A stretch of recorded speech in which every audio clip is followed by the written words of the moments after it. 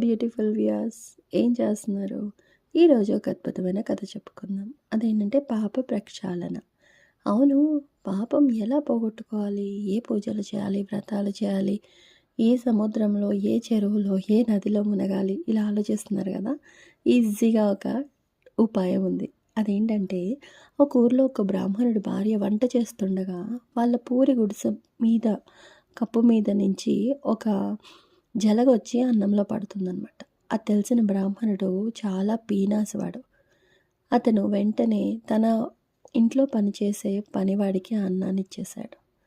అదే టైంలో యమధర్మరాజు ఆ పాపాన్ని బ్రాహ్మణుడి పేర పద్దు రాశాడు. అతడు మరణించి యమపురికి చేరగానే జలగల చేత కరిపించమని చిత్రగుప్తునికి ఆదేశించాడు. అయితే ఆ బ్రాహ్మణుడు చిత్రగుప్తుని భక్తుడు. నిత్యం నిద్రించే ముందు ఓం చిత్రగుప్తాయ నమః అని స్మరించేవాడు. అందుచేత చిత్రగుప్తుడు తన భక్తుని రక్షించేందుకు అతని స్వప్నంలో కనిపించి అతనికి రాబోయే నరకాన్ని గురించి హెచ్చరించాడు.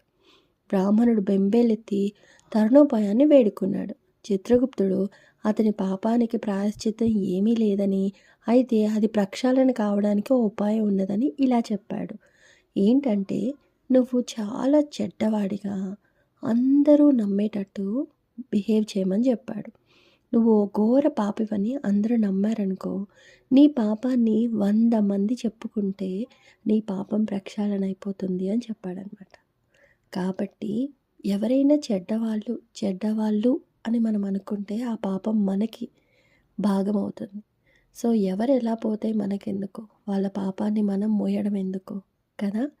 సో ఎవరి గురించి చెడుగా మాట్లాడాలని లేదా వాళ్ళ బిహేవియర్‌ని మనం పాయింట్ ఔట్ చేయాలని అనుకోవద్దు.